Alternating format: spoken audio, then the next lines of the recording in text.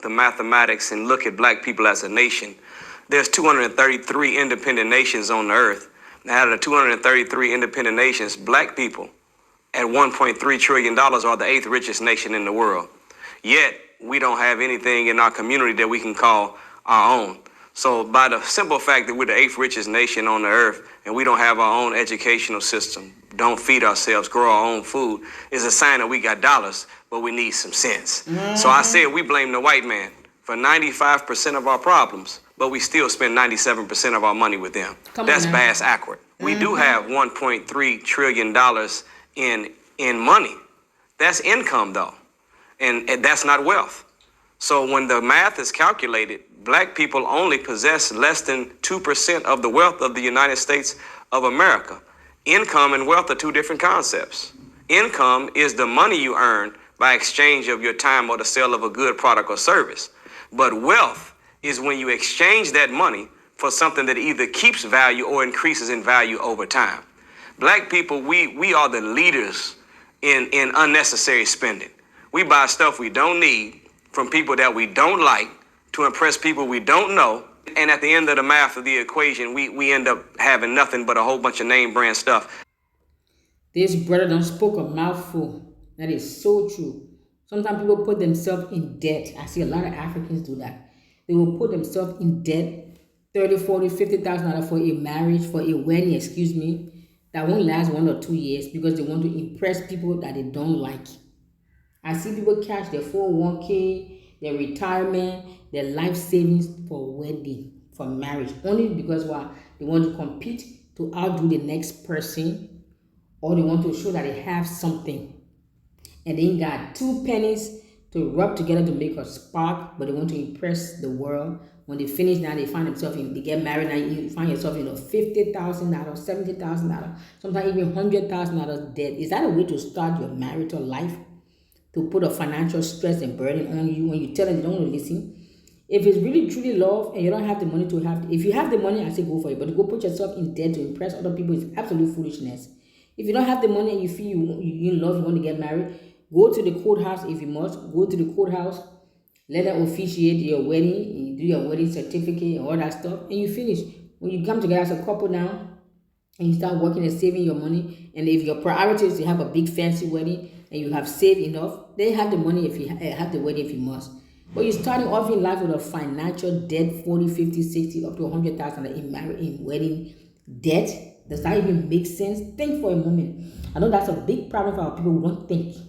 And when you don't think, that's because you don't read. If you read a lot, you will start thinking a lot and questioning a lot of things. A true sign of an awakened person is a person who begins to, excuse me, there's construction in the back. It's a true person. Oh dear. I hope this noise is not annoying you guys. A true sign of an awakening is a person who begins to question everyone and everything, including their own self. Begin to question, why are you going to spend $50,000 on wedding? For what? Who are you trying to impress? Buy stuff we don't need from people that we don't like to impress people we don't know.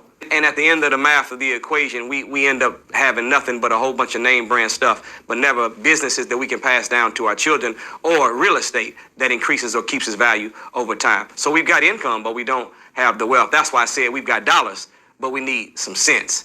Out of that $1.3 trillion, Brother Lynn, do you know that we spend $23 billion a year on clothes, $11 billion a year on furniture, $3.2 billion on keeping up with the latest cell phone that came out, $46 billion on cars, $60 billion on legal and illegal drugs, $32 billion dressing up the outside of our head.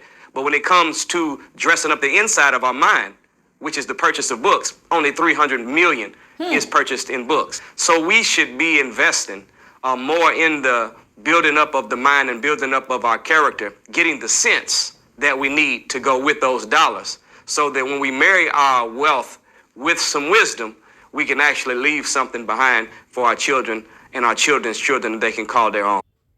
This brother is spitting out some real cold, hard, bitter truth in the hard pill to swallow, but we have to swallow it and swallow our pride and be honest, brutally and sincerely honest.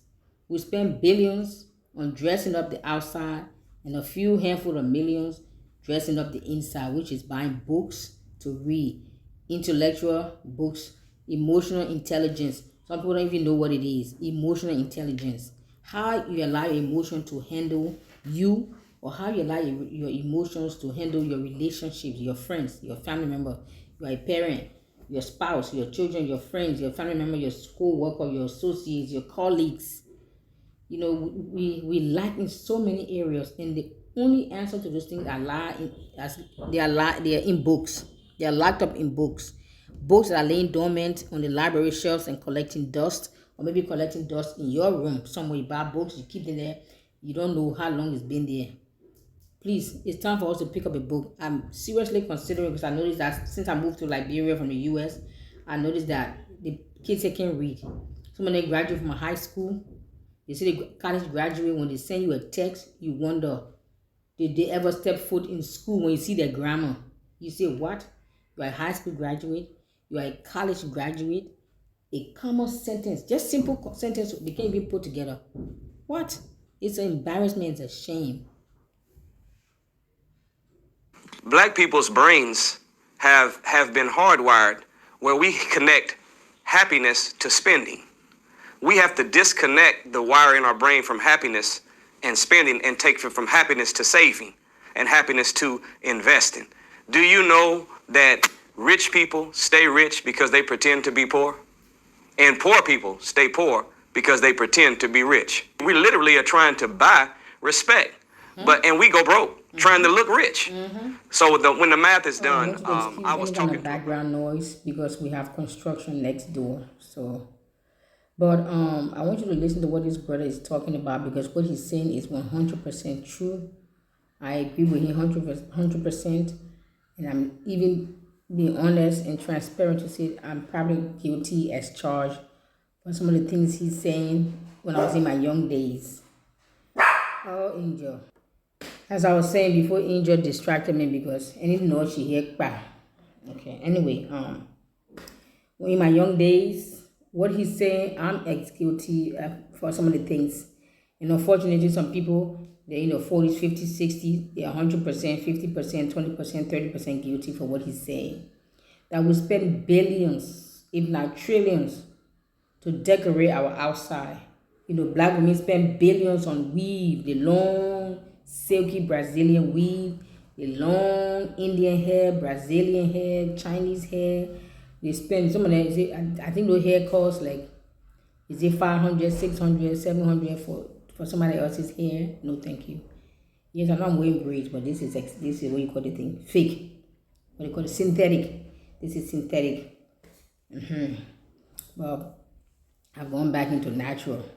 But I hope before I digress, you spend billions, if not trillions, to decorate and beautify and elevate and polish the outside, or leave the inside dead, dormant, broken, busted, disgusted. Many of us are emotionally, mentally messed up on the inside, but we decorate the outside, make it so beautiful. But then when you open the inside, it's like worms, maggots, filth.